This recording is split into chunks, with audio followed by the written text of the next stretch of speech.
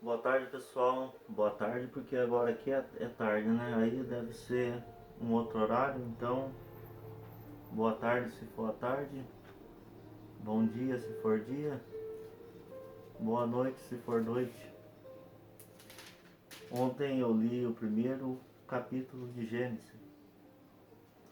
Hoje vou ler o segundo capítulo de Gênesis e o terceiro. E vou ler o segundo e o terceiro capítulo do Evangelho de João. Mas primeiro vamos fazer uma oração. Agradecer a Deus por tudo que tem funcionado, tudo que tem dado certo, né? Na nossa vida, na vida dos familiares, dos próximos, e tudo que está dando certo até hoje. Obrigado, Senhor. Obrigado, Senhor, por tudo que está funcionando, pelos pneus dos carros que não furaram no dia de hoje. Por tudo, Senhor. Obrigado pela saúde perfeita de uma parte da população, por toda a boa vontade que existe. Obrigado, Senhor. Obrigado por nos fazermos melhores a cada dia. Pela sua dolorosa paixão, tende piedade de nós e aceite nosso arrependimento. Então vamos lá para Gênesis, vamos começar, segundo capítulo. Assim foram concluídos o céu e a terra com todos os seus elementos. No sétimo dia Deus criou toda a obra que tinha feito, e no sétimo dia repousou. E assim foram concluídos o céu e a terra com todos os seus elementos. No sétimo dia Deus concluiu toda a obra que tinha feito, e no sétimo dia repousou de toda a obra que fizera. Deus abençoou o sétimo dia e o santificou, pois nesse dia Deus repousou de toda a obra da sua criação. Essa é a história da criação do céu e da terra. Ontem nós lemos o primeiro capítulo, foi explicado algumas coisas, né? E aqui ele diz que ele repousou no sétimo dia, ou seja, ele montou toda a estrutura, todas as leis naturais e não ficou vigiando toda a sua criação. Isso não teria sentido. Não teria sentido para nenhum tipo de Deus, ainda mais para o Deus Criador de tudo, que fez as coisas para ter sentido na vida dele e para ter e a partir do momento que ele se ama e tem sentido na vida dele, para ter sentido para cada ser que ele criou. Ele fez as leis, fez os firmamentos, fez tudo e pôde repousar então no sétimo dia, com tudo funcionando automaticamente, né? Vamos continuar então. Quando o Senhor Deus fez a terra e o céu, ainda não havia nenhum arbusto no campo sobre a terra e ainda não tinha brotado a vegetação, porque o Senhor Deus ainda não tinha enviado chuva sobre a terra, e não havia ninguém para cultivar o solo, mas brotava da terra uma fonte que lhe regava toda a superfície. Então o Senhor Deus formou o ser humano com o pó do solo, soprou-lhe nas narinas o sopro da vida e tornou-se um ser vivente. E aí Deus fez o homem, né? O homem não é tão agradecido assim, né? Por ser um Deus, né? Por ter recebido o sopro de Deus. Ele se reproduz e vai vindo novos humanos. Alguns são agradecidos. Alguns são agradecidos por interesse, muitos têm interesses. Poucas pessoas são sinceras, mas isso só vai aumentar. A sinceridade vai aumentar. Tudo que foi, que deu errado, está diminuindo, as coisas estão dando certo. Vai dar certo até o Apocalipse.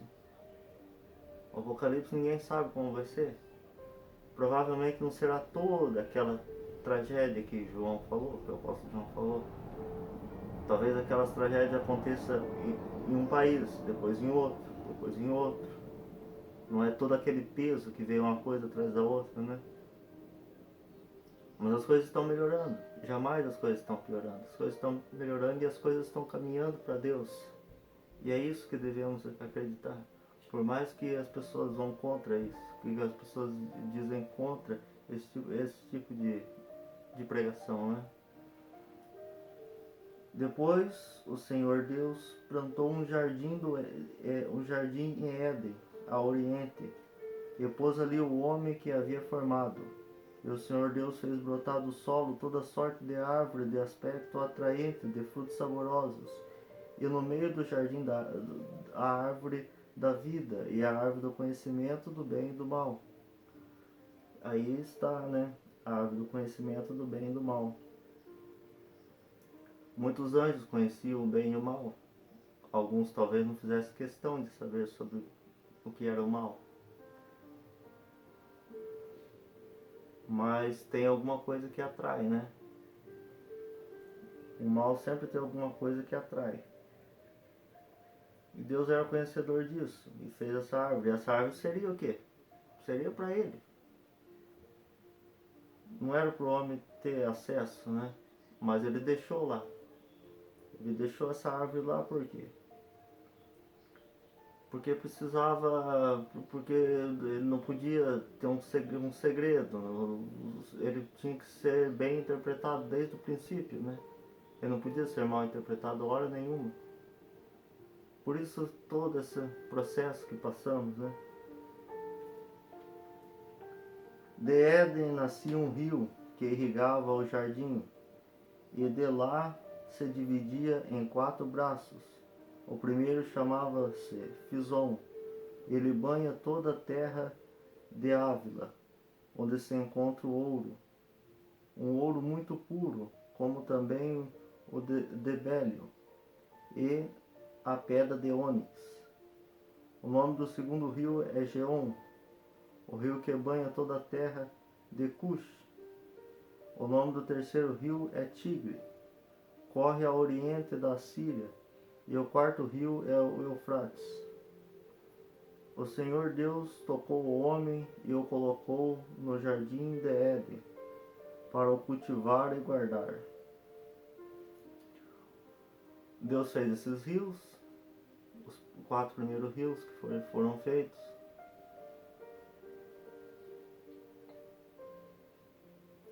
E já havia então formado a vegetação, né? E pôs o homem para cuidar de tudo que tinha feito até então. Até aqui tá tudo bem, né? E continua então. O Senhor Deus deu-lhe uma ordem dizendo: podes comer de todas as árvores do jardim, mas da árvore do conhecimento do bem e do mal não deves comer, porque no dia que dele comerdes, com certeza morrerás. Ele disse que ia morrer, né? Daqui a pouco nós vamos ver o que a serpente vai falar, né? Vai falar que não vai morrer.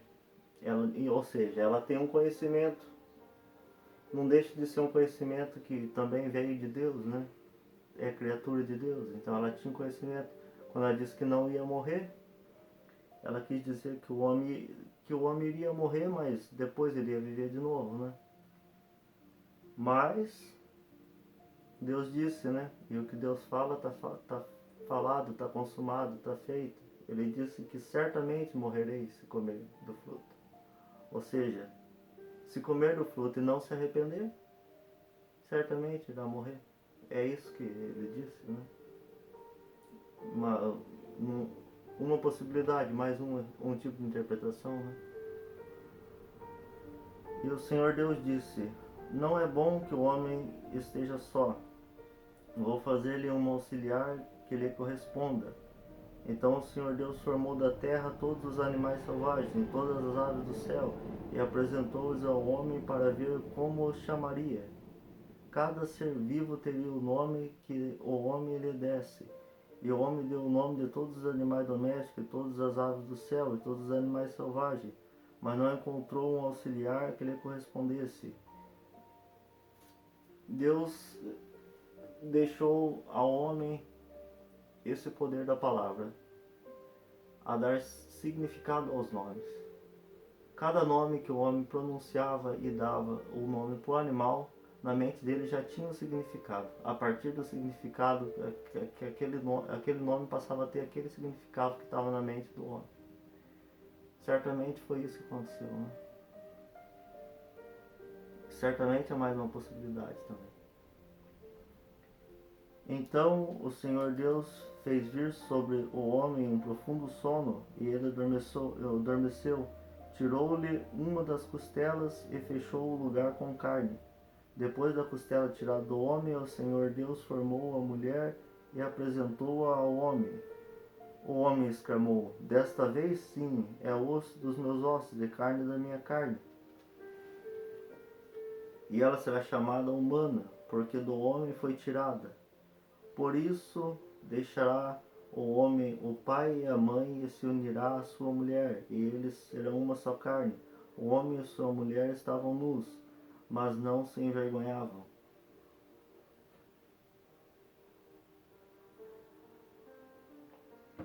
É isso aí. Deus fez o homem, depois tirou uma costela do homem e fez a mulher. Parecida com o homem, mas mais aperfeiçoada, né? Um pouco menos de força. Ou seja, o que faltava no homem foi feito na mulher, né? Por isso eles seriam uma só carne, porque eles passariam a ser uma pessoa só. Que era o plano, então, mais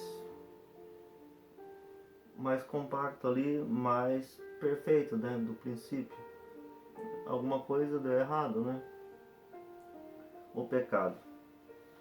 A serpente, o mais astuto de todos os animais selvagens que o Senhor tinha feito, ela disse à mulher: é verdade que Deus vos disse, não comeis de nenhuma das árvores do jardim? A mulher respondeu à serpente: nós podemos comer do fruto da árvore do jardim, mas do fruto da árvore que está no meio do jardim, Deus disse: não comais dela, nem sequer o toques, do contrário morrereis.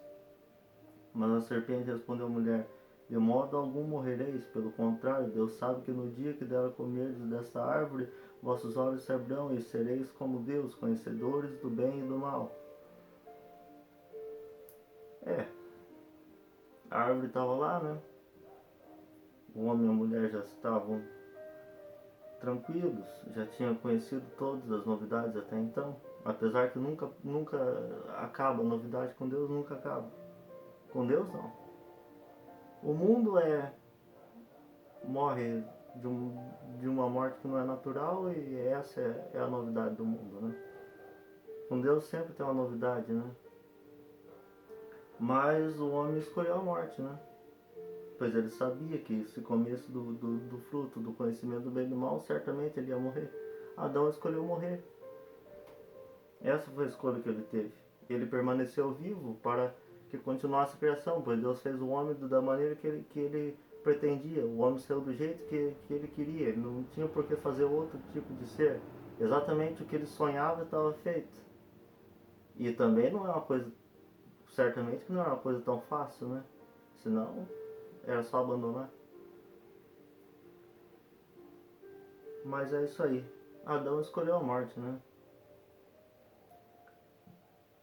De ter escutado a mulher, né? A mulher escolheu por ele e ele aceitou junto com ela. E a serpente é um animal, né? Usado por o que então era um anjo ainda de um pouco de luz, né? Que foi ficando pior e melhor ao mesmo tempo, porque com o homem ele foi aprendendo e agora ele já está bem melhor do que no meio do caminho. A mulher viu que seria bom comer da árvore, pois era atraente para os olhos e desejável para obter conhecimento. Colheu o fruto, comeu dele e deu ao seu marido, ao marido a seu lado, que também comeu. Então os olhos de ambos se abriram, e como reparasse que estavam nus, teceram para si tangas com folhas de figueira. Fizeram uma tanga de figueira, né? A figueira sempre tem um significado a mais, né, na Bíblia. É uma árvore mais de maior porte, né? Tem gente que faz casa na figueira, né? Mas era uma figueira para tampar o que até então era como se fosse um dedo, qualquer outra parte, um olho, uma orelha.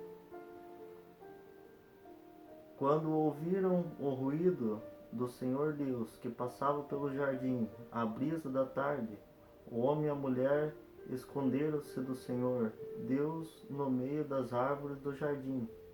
Mas o Senhor Deus chamou o homem e perguntou: Onde estás? Ele respondeu: Ouvi teu ruído no jardim, fiquei com medo porque estava nu e escondi-me. Deus perguntou: E quem disse que estava nus?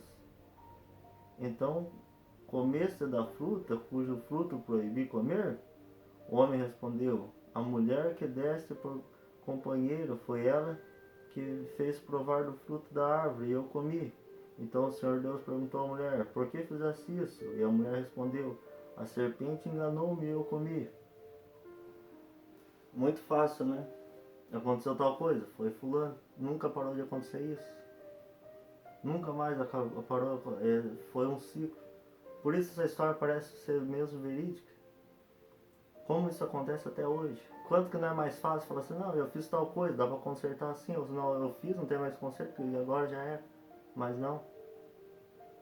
Aqui ainda tinha jeito, mas não, foi a mulher, não, foi a serpente. A serpente só restou a Deus para continuar a caminhada e tentar e tentar outra forma, né? Tentar de outra forma daí. Enganou e eu comi. E o Senhor Deus disse à serpente: Porque fizeste isso, será maldito entre todos os animais domésticos e entre todos os animais selvagens.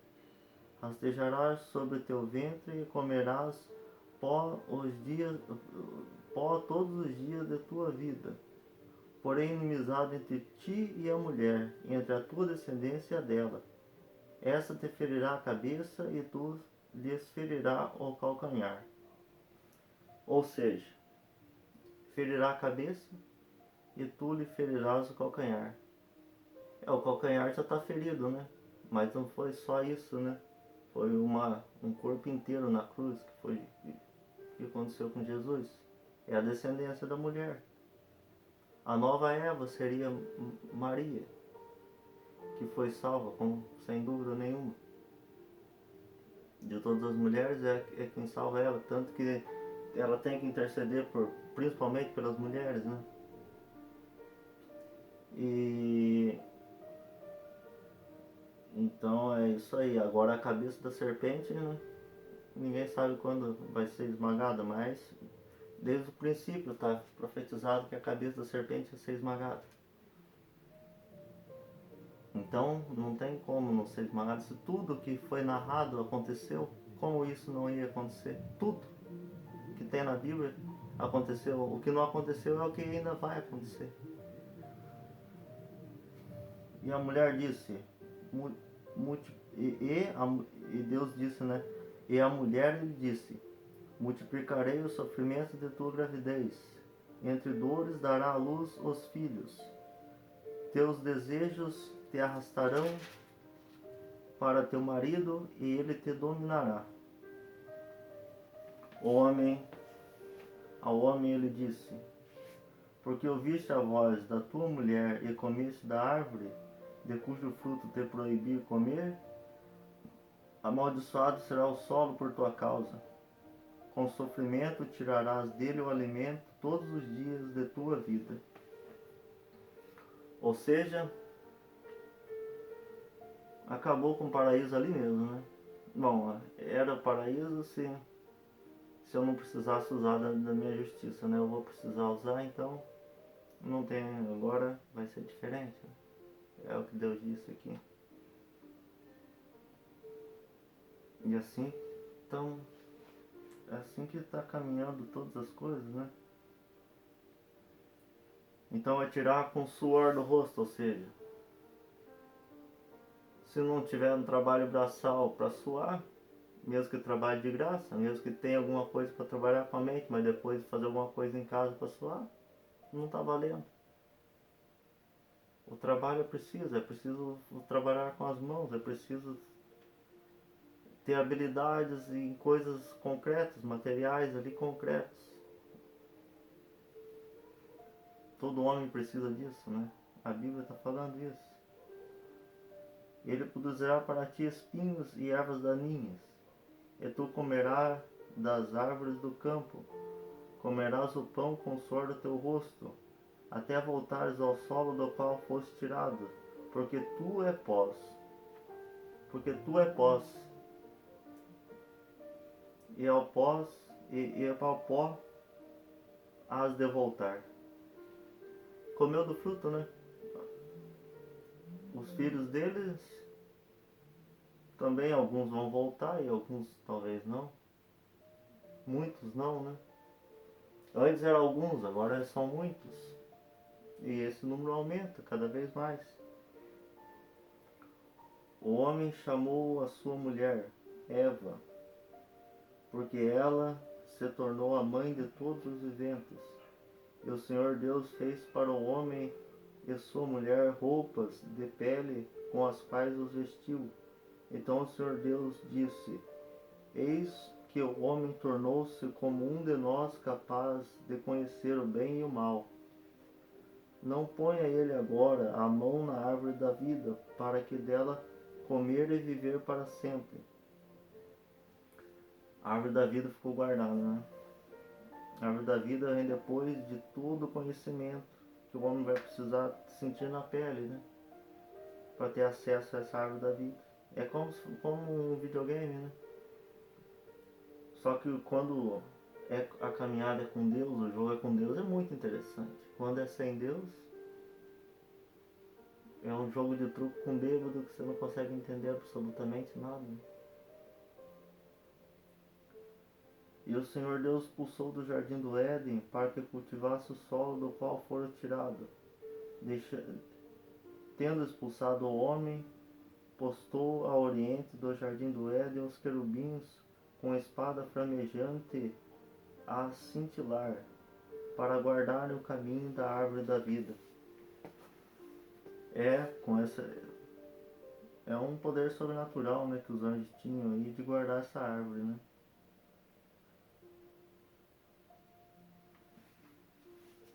É. Agora vamos ver o segundo e o terceiro capítulo do Evangelho de João.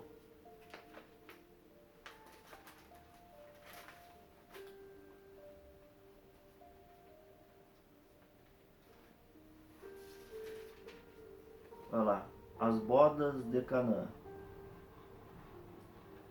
Agora o Novo Testamento.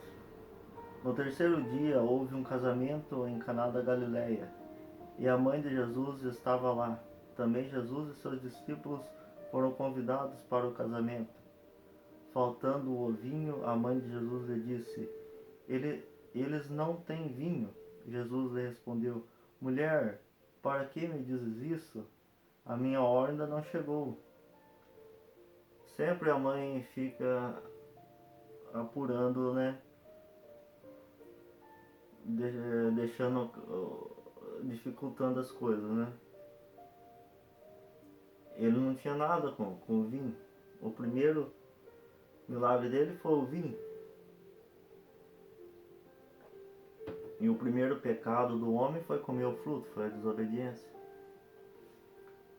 Jesus também não começou os milagres da melhor forma, igual a vida não começou da melhor forma.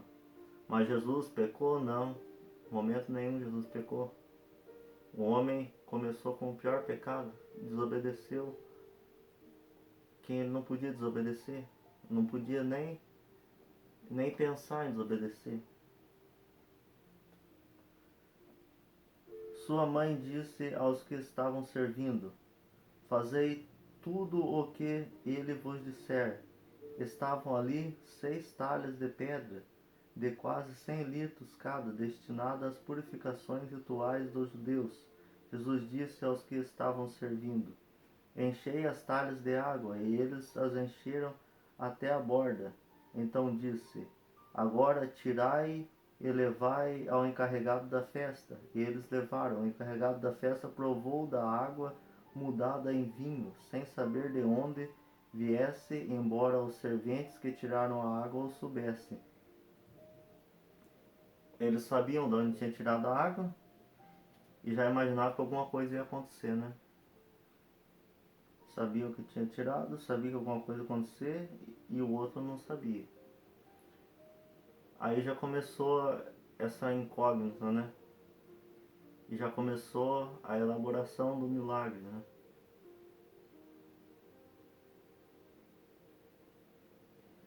Então chamou o noivo e disse-lhe: todo mundo serve primeiro o vinho bom, e quando os convidados já beberam bastante, servem o menos bom.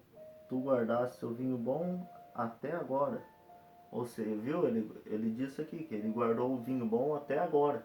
Mais ou menos o que nós vimos lá no Gênesis, né? Os querubins lá guardaram a árvore da vida com a espada flamejante. Ou seja, esse vinho bom a gente não tem acesso agora, né? Eles lá contemplaram isso, esse vinho bom. Tomaram, sentiram alguma coisa diferente. Certo? Com certeza que morreram, não? Mas tem ligação, né? Toda a Bíblia tem ligação com ela mesma, né? Este início dos sinais Jesus o realizava em Caná da Galileia, manifestou sua glória e os seus discípulos creram nele. Depois disso, Jesus desceu para Cafarnaum com sua mãe, seus irmãos e seus discípulos. Lá permaneceram apenas alguns dias. Subida a Jerusalém e gesto profético no templo. Estava próximo a Páscoa dos judeus. Jesus então subiu a Jerusalém. No templo encontrou os que vendiam bois, ovelhas e pombas, e os cambistas nas suas bancas. Então fez um chicote com corda e a todos expulsou do templo, juntamente com os bois e as ovelhas, jogando no chão o dinheiro dos cambistas, e derrubou suas bancas, e aos vendedores de pombas disse: tirai daqui essas coisas, não façais da casa do meu pai um mercado. Os discípulos se recordaram do que estava escrito: zelo pela casa, o zelo por tua casa me há de devorar. Exatamente isso, né? Ele derrubou tudo, realmente chutou o pau da barraca ali, não teve mais paciência de ver aquilo, mas qual que é o significado disso? Deus faz as coisas, faz tudo perfeito, o homem destrói. Dá oportunidade, o homem continua teimando. O homem quer saber mais que Deus. Deus dá mais uma oportunidade.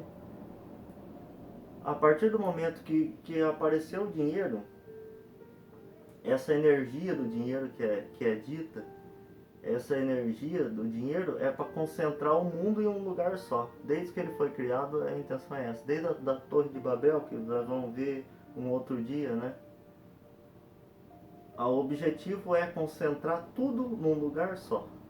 Esse é a energia do dinheiro. Daí você acha que não vai ter uma parte da terra que não vai passar fome? Se tem uma pessoa querendo o domínio de tudo em um lugar só, não vai ter outra parte que vai faltar? É certamente que vai. E é esse o motivo de Jesus ter perdido tanta paciência assim.